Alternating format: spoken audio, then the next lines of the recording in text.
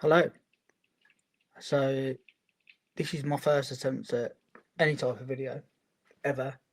It's my first attempt at putting something up on YouTube. I once upon a time used to post on Facebook, which was unpopular. Popular. I don't know. I feel like I have a different take on blues to a lot of people. Um, I've wanted to do some kind of, I don't know, opinions, podcasting, whichever one you want to call it. I'm not really interested in likes. I'm not interested in sponsorship or advertisement or anything like that. I just feel sometimes I have to get things off my chest about blues. Otherwise, it just kind of eats you away. This game yesterday. Actually, before we go there, so we've had a bit of relief, haven't we, as Blues fans? Obviously, the last 12 months was won't go amazing. But it was, 111 points, undefeated at home. There was a lot to be happy about. Um, it would have been greedy to have asked for any more last season, although inside a little bit, you sit there and go, are we creative enough? Do we score enough goals? Did we really hammer teams when we had them, at 1-0, 2-0? But, that's fine. You can let that go. This whole game yesterday, it's got to a point where there's just too many things that I'm seeing over the course of the last 10 games that just can't be ignored anymore. Um, Team selection, quality of how we're trying to do things, the reaction that's coming out of the club, sorry, not the club, coming out from the manager, from the fans a little bit as well. I mean, we owe Davis time and patience. I like him. I want him to succeed. I think he talks brilliantly about football. I think his style of play is great. However, he's stubborn, bordering on arrogant, without a lot to be arrogant about at this moment in time. And what's really prompted me to start talking, even if it's only to myself, listen, I don't care. I don't care if only my dad listens to this. I'm getting sick to death of hearing hard done by. We were better, but we dominated, but frustrated and disappointed. Like, let's just cut all that out. If our owners, I'm sorry, if the ambition of our owners is for real, which I'm convinced it is, then we need to stop talking that way. We need to start actually saying what needs to be done. If we want to be some kind of champions, then we have to behave like them. But we haven't been hard done by. We've got, in my opinion, exactly what we've deserved out of pretty much every game so far. Okay, you can say the Ipswich game we deserve 3 points. Okay, yeah, I mean a bad decision, but you get over it. On the flip side of it, we didn't really deserve anything at Blackburn with the way that we played, and we ended up winning 3 points. So I have no problem with that things that swings and roundabouts. You don't always get what you deserve in football. That's fine, but you have to put yourself in the position where if you're not getting what you deserve on a regular basis, in reality, that's when you're at a decent point. And in reality, we haven't deserved anything. We didn't deserve anything from that game yesterday. I'm hearing fans, other podcasts which I love, and it's all the case. Oh yeah, we played quite well. We had 8 shots on target. Well, listen, did their goalkeeper make an actual save, a real actual save that you wouldn't expect any goalkeeper to make? Okay, yes, brilliant. We're getting these shots in on target, but where's the quality that comes with it? Yesterday,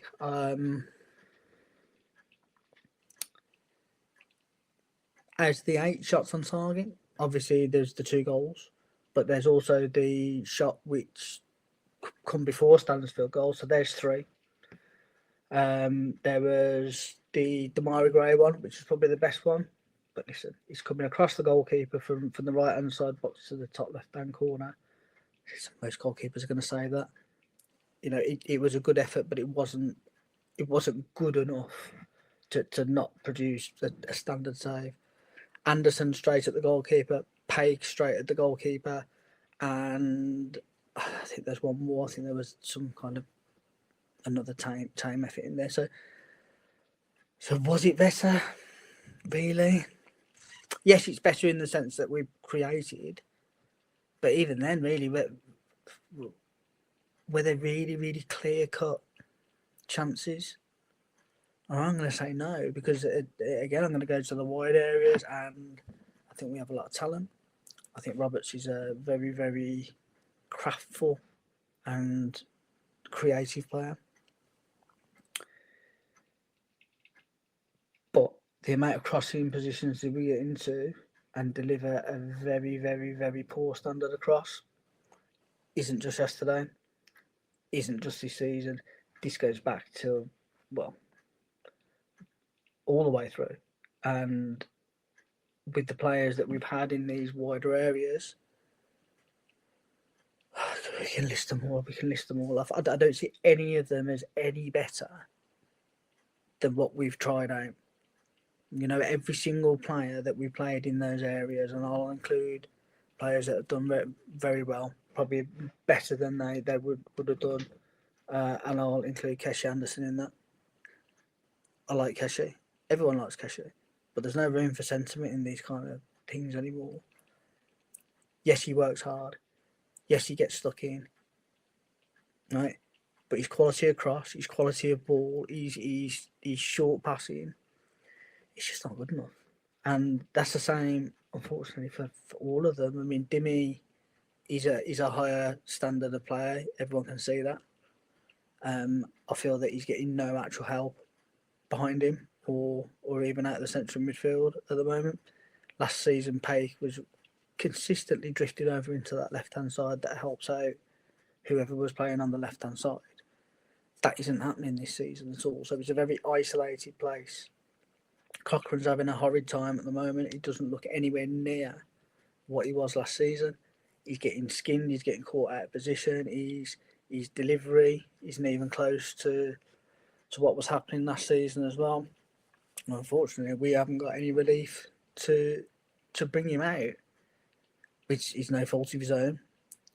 It's no fault of his own that he's struggling at this level. I mean, look, man, the lad played for Hibs, which, without being disrespectful, which I know always means you're going to be disrespectful, but like, the Hibs and League One, top of League One, is a very, there's not much difference between them in standard wise. So to not recruit a left back was insanity for me at this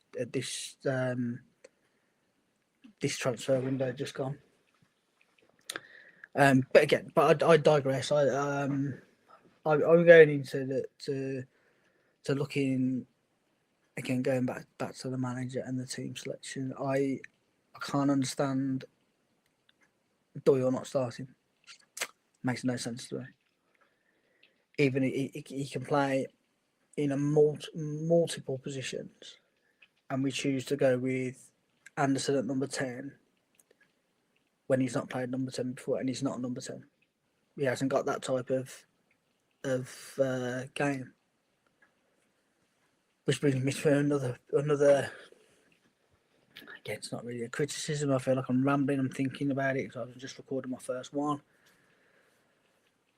Since our biggest problem, and this again goes back to last season as well, is the fluidity and the combinations that go into that front four. So your 9, your 10, and your 2 wide players. Now, I don't feel that we created enough. I don't feel that those wide players scored or contributed enough. I don't think we scored anywhere near as many goals as we should have done last season, which I know sounds ridiculous because you ended up with a plus 50 odd or whatever. But the 9 and the 10, there were, other than I mean, there were games obviously when obviously this is probably based on the opposition we were playing rather than us. we must have played at least 11 players in that number 10 role. Every 9 times out of 10, that number 10 role has been devoid of touches, devoid of any real influence, assists and goals from that 10, that number 10. So why are we still playing it? We're cramming players into his formation rather than creating a formation to suit the players that we have. Now, I sit there and look at, we've got 4 excellent, I mean, really excellent central midfielders in Iwata, Paik, Leonard, and Doyle. Personally, I think Mark Leonard is fantastic. Honestly, I think he's our best midfielder by a mile. But anyway, that's my opinion. And I'm glad to see him in the team, and we've looked better going forward with him in the team. His set piece delivery, his vision, his speed at distributing the ball, happy to receive it anywhere. Okay, he's given away a couple of times. He's a midfielder. He's a forward-thinking midfielder who's going to take a risk or two, and that's what we need. Or if we don't, we go back to Iwata and Paik and it's sideways and backwards. Then we don't get anywhere with that. One of them, fine. But anyway, my point is, let's just go to a 3 in midfield. You can have a 3 in midfield with 2 forward-thinking players like Doyle and Leonard. That's what all the best teams look at Manchester City. They don't really play with a 10. They play with a 3 in a midfield with a really 2 forward-thinking midfielders. And then they have Rodri. Okay, I know it's not the same standard, but if we're looking at somehow competing with the top of this league, let alone anywhere else, then you have to have a little bit more of trust with what's behind you. I mean, one of my criticisms with Davis is he doesn't go defensive, but he goes defensive within his structure. Now, last season, when we had a little bit of a wobble, I didn't really think it was a wobble. Then he dropped Bielik into right back, and it kind of stunted our whole attacking right back thing, and we didn't. We stopped conceding goals. Well, we stopped scoring them as well. And I fear that bringing in Iwata into that, he's done the same. We're more or less a flat back 4 with 2 stay-at-home right backs, left back, full backs at the moment.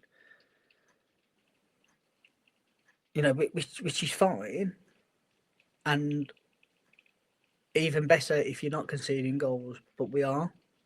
We've conceded 5 goals at home to Sheffield Wednesday and Hull. We've got the 2 worst away records in the division. One of them can't even pay their players, and the other ones have just come out off a transfer embargo, and they certainly weren't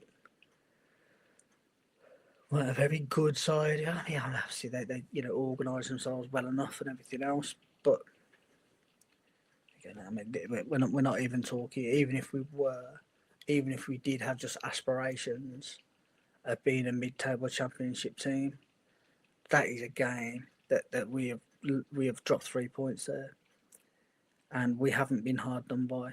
Yes, the referee was abysmal. It's never an excuse, in my opinion. Look, you've got an idiot who's got him sent off for his chat. 2 sending offs in 4 games. He wouldn't be playing in the blue shirt for me again. I mean, whatever is going on with Newman and Clara and Davies or whatever, you have to suck it up, you footballers, right? If there was a fight, not saying there is, I've heard rumours that there was a fight in the training ground, so just get on with it, fucking babies. You know what I mean? It's for the good of the team. The best players play regardless of what's going on.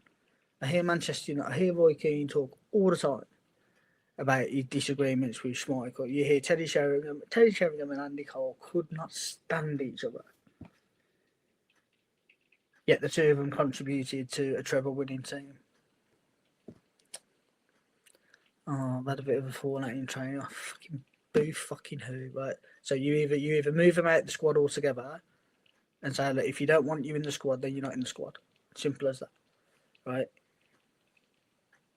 It doesn't make any sense to me. I know people will go, oh, it's modern day football, whatever. Nah, doesn't wash it with me. Doesn't wash it with me at all. If you've had a fight, just fucking get over it. if there isn't a fight and he's out the team because he had a wobbly game against Stoke, was it the Stoke game? Was it really that wobbly? Was it wobblier than Robinson? Was it wobblier than Cashin? I really don't think so. Well, we finished the game yesterday with one defender on the pitch. And that's not because we had one sent off, it's because he chose not to bring the centre half on. Just shore your back up. You could have left two actual defenders at the back there, and then you could have pumped everyone else forward. It may have helped us not concede that third goal, and the chaos that's going into. I mean, I don't. Listen, we're Blues fans. We love a bit of chaos, but every time that we're behind in a game, everything is chaos now. But it's not even chaos for a minute or two. It's chaos for 20-25 minutes. I find it incredibly brave to send your goalkeeper up with 7 minutes to go. Incredibly brave. Also find it incredibly stupid.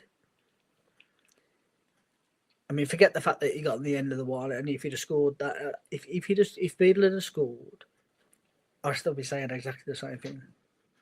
That is chaos on top of chaos for no reason at that point with 7 minutes to go.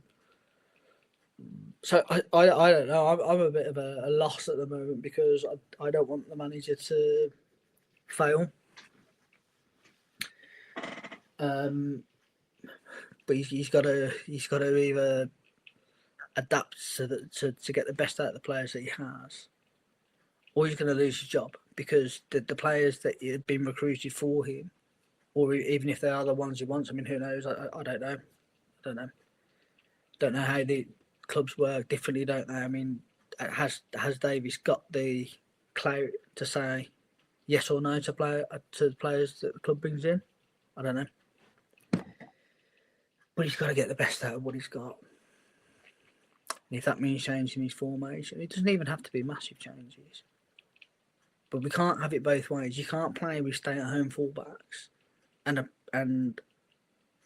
want to play a high-intensity press possession game, because you just can't. You can't do the two, and that's why we're conceding goals. Because when we then get pressed, it just leaves so many gaps around the middle of the park. I mean, Hull proved it yesterday. Hull proved it twice yesterday with the simplest of through balls, and then I think the goalkeeper should have done better with the save. People are saying Robinson was unlucky. I don't think so, because he was in the wrong position in the first place. And now all he has to do is shift your feet. If he wasn't running back there, facing that way, then what was he doing? Because at that point, as soon as the players turn to shoot, you turn and face the ball. You don't run towards the goal. You move backwards towards the goal so you can see what's going on. But what do I know? He's hardly proved trustworthy, has he, Robinson, in 4 games, 2 red cards and an own goal. You know, it's all a bit jumbled up, a bit like this video, because I'm just talking and I've never done this before, so I don't know whether it's making any sense. Don't know whether it's just me just getting shit off my chest, really. But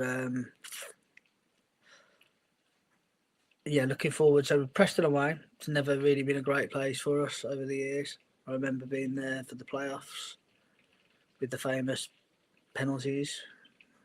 Trevor Francis, God rest his soul, terrible manager, but God rest his soul still, nonetheless.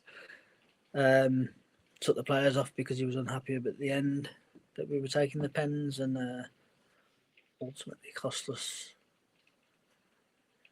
a playoff final place. But yeah, that's all back in the day. Everything's back in the day. Hull's history now. So it's about how we react in the next one. And look, what I want to see is I want to see him get an actual back four. Forget this balance of two right-footed players. Blah blah blah blah blah blah blah. Listen, right? Newman and Clara are the best two. If you're worried about balance, you want to get your best defenders in the team, you go to a 3, which you won't. And I don't really want him to go to a 3, to be honest, because I don't like a 3. But again, you can't have it both ways. You can't afford to have centre halves that aren't good enough just because they had a left-sided balance into the team. So what I'd like to see is Samstead never let us down. So why not put him in at right back? If Bright's not fit, but again, he hasn't exactly blown me away. But he that's his position, so it's probably best for him to be there.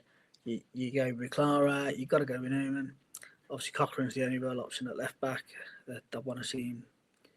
Really want to see him get back to that little bit of confidence that he had, because he's really getting skinned, made to look very ordinary by wingers, which he never did. I thought his one-on-one defending was terrific when it was called upon last season. Middle of the park, Leonard and Doyle have to play for me. I want to see Iwasa back in there. I like Pay, but he wants too much time on the ball. Too much sideways and backwards, but we don't need it. And then I'm happy for the 3 as it was. I mean, Roberts was creative enough. Gray was creative enough, but I want to see more support from the fullbacks. And I think with a 3 in midfield, even if it's working on a triangle, whether it's 2 forward or 2 whatever, it means there's a good chance we get more quality into the box. And me personally, this is probably where the most unpopular thing will come in. Is Kyogo plays over Stansfield for me. He's just got more about him. Okay, I know everyone's going to go, but he's missing chances. At our football and our play in the final third, he's better with Kyogo in the team. He runs off defenders better. He receives the ball better. He turns and takes touches better. Now, one of the things we love Stano, and everyone's going to go on me.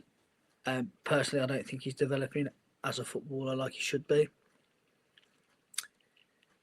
I feel that he gives the ball away. It doesn't stick to him. He's not really making them runs into channels. Okay, look, he runs and he harries. All the good things about Stano, I can't disagree with.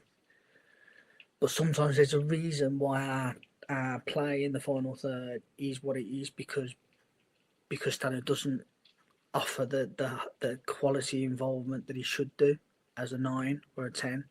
If he wants to be a top striker, I'm not seeing his footballing development. That's just my opinion. For me, I'd like to see him come out of the team. I think if Kyogo gets his shoot... Listen, I'll tell you what. Had that goal stood against Ipswich, the one where it was never a foul and he lobbed it over the goalkeeper, I'm telling you now, Kyogo would be on 7 goals this season. Because it's just a confidence thing. He's a top footballer. And he adds to what we have. Just brilliant there. I want to see him in the team. I want to see him in the team, and I want to see Stansfield find a place, because we can't carry on with this. He's up front, doesn't touch the ball. Yes, he scored twice. Okay, great. And I've got no problem with that when the team is playing well and winning football matches, right? Your Kanes and your Haalands and everyone that plays up front and scores goals. I have no problem with them not touching the ball all game when the team is playing well and the team is creating chances for him to score. That isn't the case with us. We need our 9 and 10 to be able to keep the ball, to pass the ball, have an influence on the game all the time at the moment. If it gets to the stage where we're completely controlling games and winning football matches and we're not conceding stupid goals, I've no problem carrying a number 9 who doesn't touch the ball until he puts it in the net. But we have to look at where we are. And those are really my off-the-head opinions. What I'm going to do from now on, now that I've kind of relaxed in front of a camera, So I'm going to actually structure this probably a little bit better. Start asking my mates if they think I'm right or wrong. They'll all say I'm wrong. They generally think I'm wrong about everything. But, 30... When did I first go to the Blues? I was 7 years old, 1985. This is a lot of shit. Been there for a lot of shit. Been there for a lot of good, actually. I mean, it's been wonderful fun. Things seem a little different now. We not so much a level of expectancy, but an opportunity. And I think if we let things slide along and still go, but we love Keshi and we love so and so, and it's brutal. We have to be brutal now. Right? If Davies does get the sack, then I genuinely believe it shouldn't be him that carries that can. I think that Craig Gardner should go along with him and whoever is the director of football, because he's working with the players he's been given. It's not like he only took over at the start of this season. We was asked to put, we're taking a momentum of a 80% of the squad is still involved pretty much every week. Players are being integrated. Yes, we've got a few injuries. Something's got to give. Something's got to give. It either clicks into place and we go on with the way we go, which I just can't see, to be honest, because I just don't think the players. That's not fair. I do think the players are good enough. I just don't think that the way they've been asked to play is going to get the best out of them. So either everything clicks into place the way we're doing it and off we go. He has to tinker. Either change formation or personnel. And just add a little bit more of a, not so much urgency. I don't like that word, because urgency is not really the urgency is when you're losing 1-0 with 2 minutes to go. That's urgent. What's the word? A little bit more of an intensity to our play. Just adding 10% on that pass. Quicker. Not being afraid to give the ball away. Which I find sometimes that's probably why Leonard doesn't get in the team, because he will look for that pass, the adventurous one. Good. We need that.